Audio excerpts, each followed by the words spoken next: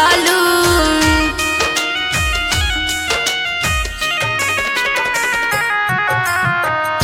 9 महीना पाना तू कोखिया में ढोवलू। दुख तकलीफ केतना बाबू खातिर सहलू।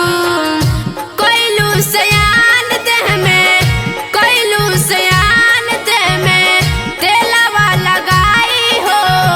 माई तहरा ममता के मोल ना दियाई हो।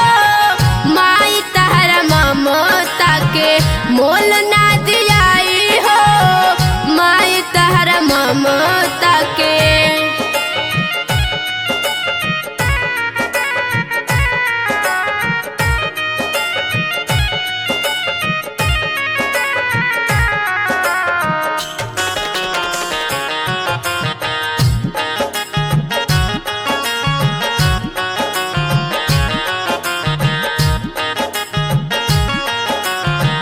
बूढ़ा भइला पर बाबू माई बाप के तेजेले।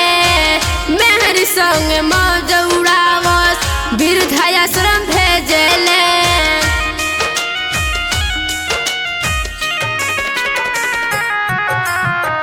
बूढ़ा भइला पर बाबू माई बाप के तेजेले। मेहरी संग मौज उड़ावस वृद्धाश्रम भेजेले। जैब तीर्थ धाम तबो, जैब तीर्थ धाम तबो नरक के भेटाई हो। माई तहरा ममता के मोल ना दियाई हो।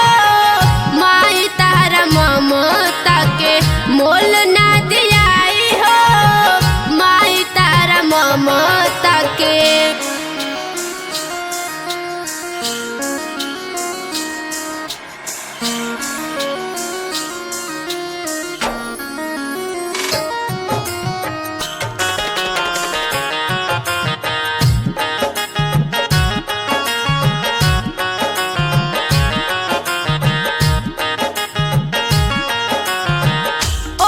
परमेश्वर बतिया कहे समझाई के।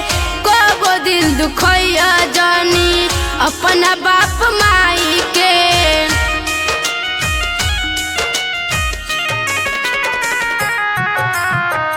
अमित परमेश्वर बतिया कहे समझाई के। कबो दिल दुखैया जानी अपना बाप माई